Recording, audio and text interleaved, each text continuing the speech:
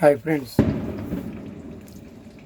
మనం గనక 60 సంవత్సరాలు వెనకపోయి ఒక్కసారి పరిశీలిస్తే మరి ఇంత గ్యాస్ ట్రబుల్స్ కానీ మరి ఇన్ని చర్మ వ్యాధులు కానీ లేవు. అప్పుడు మరి రోజుకి ఒకసారే స్నానం చేసేవాళ్ళు.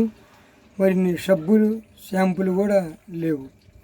మరి అప్పుడు మరి చర్మ రోగాలు కానీ గ్యాస్ ట్రబుల్స్ రావు.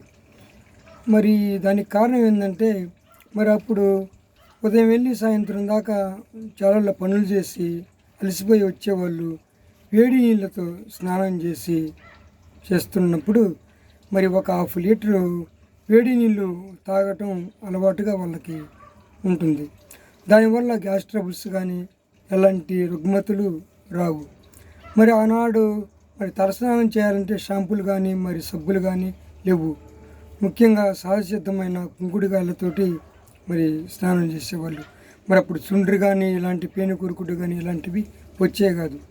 మరి ఆనాడు ఆహారం కూడా రాగులు సజ్జలు ఇలాంటివి తీసుకునేవాళ్ళు కాబట్టి ఆరోగ్యంగా ఉన్నారు. ఇవాళ రకరకాల తిండ్లు వచ్చాయి కాబట్టి గ్యాస్ ట్రబుల్స్ మరి చర్మ వ్యాధులు మరి సబ్బులు రకరకాల షాంపులు వాడటం వల్ల చర్మ వ్యాధులు వస్తున్నాయి.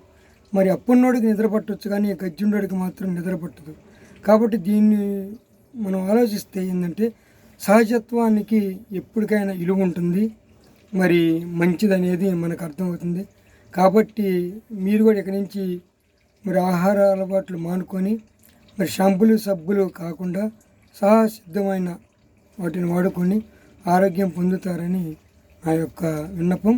మరి ఈ వీడియో నచ్చితే లైక్ చేయండి, షేర్ చేయండి, సబ్స్క్రైబ్ చేసుకోండి. బాయ్.